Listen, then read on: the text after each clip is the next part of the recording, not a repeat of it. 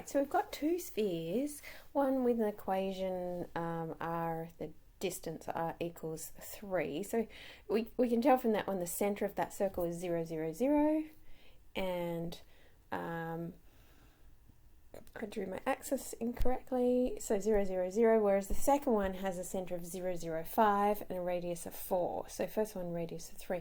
So if you think about what that would look like, 0, 0, 0 is here, and then we've got a sphere of radius 3, which looks weird. And then we've got another one that is a sphere centre 0, 0, 5. So if I think that's x, y, and z, 0, 0, 5 would be, let's put it up here because it's above 3, where this is going to tip the highest at 3, touch I should say. So this one's going to be something like this. Yes, where this height here is 5. And the radius is 4, so it's going to cross down, it's going to go, its lowest on that z-axis will be 1. So you can see from that it says, explain why the circle of intersection of the two spheres is parallel to the xy plane. Well, really it's because that z-axis is the axis of both of those spheres. So where they touch will be a circle here. Whoops, it's hard to see, but it will be a circle there where they touch.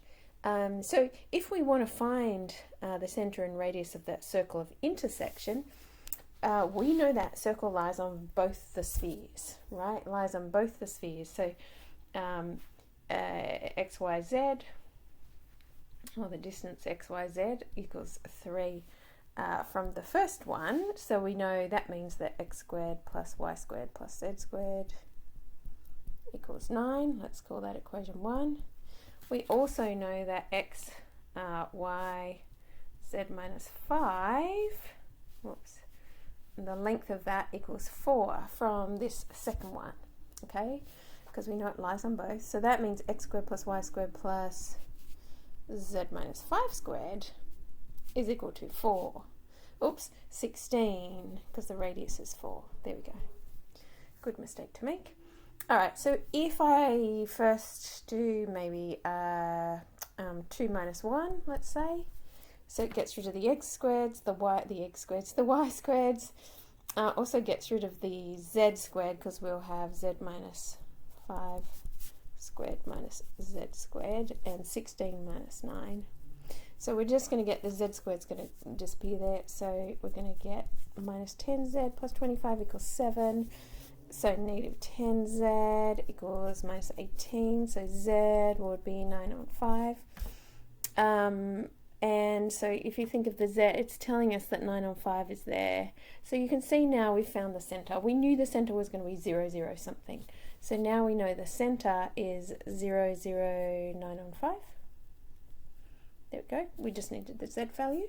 What about the radius? Well, if we just put that z equals 9 on 5 back into one of these equations, let's make some room here. We just need that. So let's put it in the first equation. Oops, that's not working. So we would have x squared plus y squared plus 81 on 25, because I'm squaring that, z squared equals 9.